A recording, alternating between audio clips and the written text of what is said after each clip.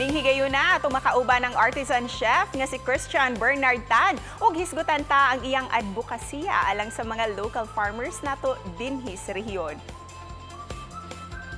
Maayong buntag, Chef Christian, kumusta? And welcome sa ato ang programa. Hey, maayong buntag, Cecil.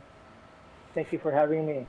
Yes, thank you also, sir, for the time nga imuhang gigahin. Sir, for the benefit sa ato ang mga viewers, unsa kining gitawag nga artisan chef? What do you usually do? As early as now, I try to keep cooking, being creative, para maka-achieve og level of consistency.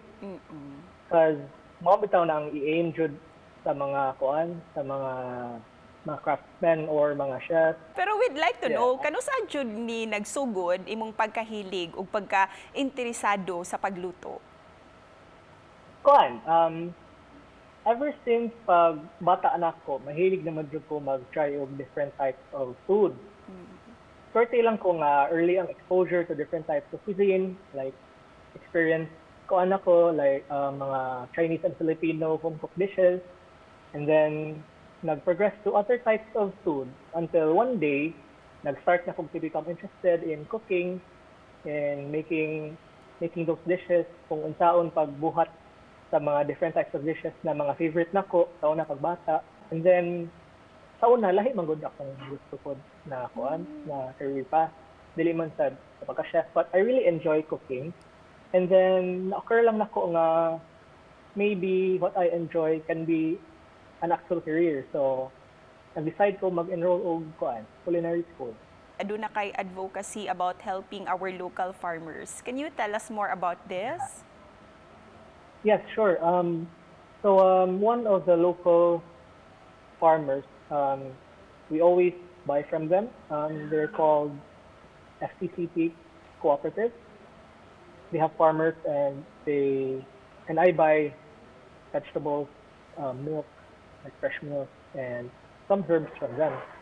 And because one of the goals of Project Eat is to make use of local produce na. Like, what I buy from them, mga milk, vegetables, and herbs, diba? And usually some other unfamiliar and underrated food na ingredients. Kay nice po siya i-introduce, like, kanagong murag sa mga bukid-bukid na mga utanon na ilang lutoon, kay familiar sa mga tao there sa city. So I try to use that and then promote the product, like make that product as the star. O karon sir nga Lenten season na, unsay sagad nimong lutoon dinha sa inyong panimay? Karon mga utanon na kay mga seniors sa balay. They need all the nutrition. Yes. Ilang diets kay more on vegetables. Pero dili gud sometimes gud maabot og vegan gud. O para sa ato ang mga viewers nga nananaw karon chef, unsay imong ikahatag nila na mga tips o mga suggestions na mga recipe nga pwede nilang sulayan karong Lenten season? I made a cauliflower na rendang. Cauliflower based. It's all vegetable based, but nasa gamay animal products like milk, butter, nga na. So I think okay naman siguro na. Maybe maka-make sad ang ubang tao sa cauliflower kay i-bake naman siya. You can make anything, maybe mag-make ka og adobo na sauce, i-marinate nimo ang cauliflower like 2 hours, 3 hours, diba? Yes. Dali. And then oven lang. Kung dili siya ma-oven, pwede siya ikabukalan lang as a whole. Pwede sa good. Anything you can imagine sa kitchen kay. Wow. Oo. Pwede jud. Busa chef, thank you kaayo sa mga tips ug sa mga techniques nga imong gidalit kanamo this morning. Thank you so much. Busa unsay imong gustong ibilin nga mensahe para sa ato ang mga viewers this morning, chef? Hopefully, nakatabang nakog hatag ninyo idea sa lutoon karong Holy Week.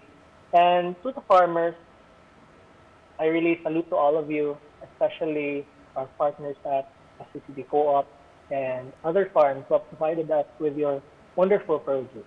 Thank you so much, Chef Christian, for sharing your advocacy. No worries. Thank you. Have a good day.